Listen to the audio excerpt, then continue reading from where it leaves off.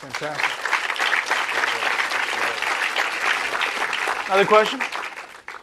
Okay, up in the corner. Hi, I work at Walter Reed in the MATC, and I find myself wondering what treatment in rehabilitation you guys think is successful and what you would maybe change about your stay in the hospital and that. Right now, I'm early on. I haven't been in the MATC too long. So far, my treatment's been pretty great. There's no real issues. I think I might want to say there's sometimes I think if the patient themselves have an idea of how their treatment should be, that they're not trying to tell the therapist or any person how to do their job in any way. They're saying what they feel. I think I'm not saying no one's listening to them directly, but if there is an issue, if they think something might work, whether it be a change of prosthesis or the treatment should be going at a different pace, then just take it to heart. I know that everyone in that MATC that I've worked especially is fantastic at their job and really has been very supportive and helping. But maybe other guys maybe want to go a little faster paced, want to go slower. Just keep the line of communication open. Otherwise, I think the MATC's doing a fantastic job. Dylan, anything? First, I'd like to thank my girlfriend for asking the hard questions.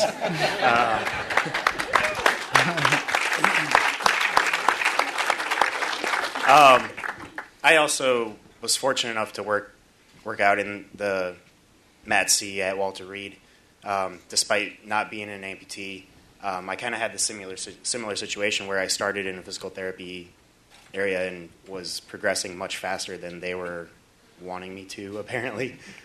So I went down to where I saw the good therapists and asked if I could do my therapy there, and they allowed me to. And I believe that being in that area allowed me to be more connected and get involved in a lot of programs. And that's one issue that I've seen with the Wounded Warrior system, is that the people that have the most injury or the worst physical injuries that you can see get the most attention. And there's a lot of people, TBI and PTSD and other people that are not being reached out to as well as they should be. That we all have injuries. Some of them are seen and some of them are not. And they all need to be catered to in their own way. Yeah, here. Is that where you met, by the way? Yeah, it is. Okay. So therapy worked out pretty well. And another thing, if I could, just going back to the last question, just for everybody to get involved, I used to think that everyone should serve in the military for like 2 years or something like that, coming out of high school. Now I think that not everyone should serve in the military, but everyone should serve their country in some way, whether that's through the Red Cross or helping with these wounded veteran organizations, or joining the military, or some way get out there and serve yourself, and you can appreciate what everybody's been through. That's fantastic. Let's take another question. I'm Chris Bertucci. I'm a first-class midshipman at the Naval Academy. Let me start by saying, and I think I speak for the other midshipmen and cadets, that it is truly humbling and an honor to be here and to hear the experiences of you all who have made this incredible sacrifice. But my question is, as future officers in Navy, I hope to be a Marine, Air Force, and Army, what specific advice do you have to us as future officers in terms of dealing with these kind of problems, whether physical or mental? Thank you. Yeah, I'll, as a former officer, and I don't go around admitting that too much, and just tacking on to what Jeremiah was saying, is making sure that you know your people.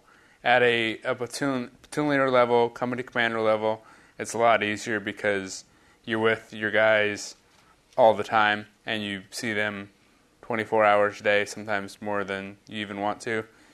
And you get an opportunity to really be something more than friends, but brothers and sisters.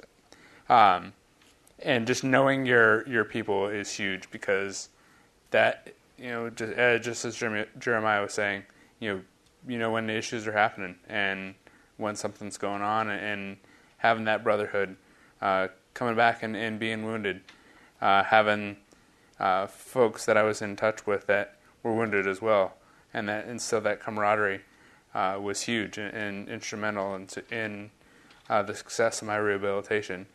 So making sure and keeping that strong on active duty is very key.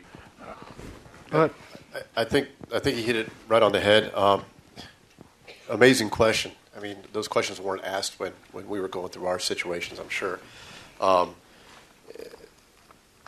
know your people is just the answer. It's the right answer. Knowing what they're going through.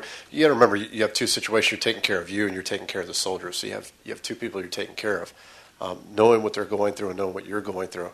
And when you see the changes, getting them the right help that they need, regardless of the situation.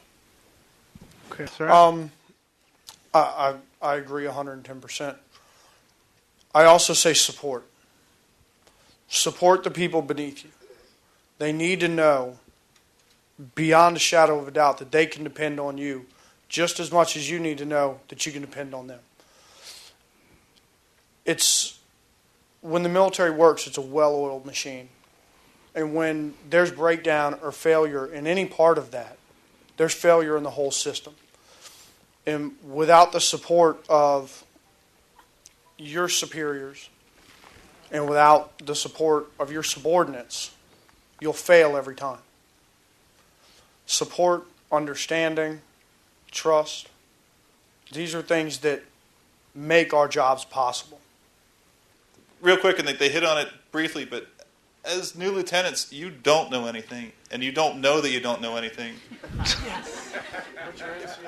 But your NCOs do, and they can either kill you or take care of you. It's your choice, and you can go either way, because your second lieutenants will get away with it either way. But you can learn, and you can have a great experience, and you'll be well prepared, or you can take charge. And it's a technique, and lots of people continue to try it. I don't recommend it.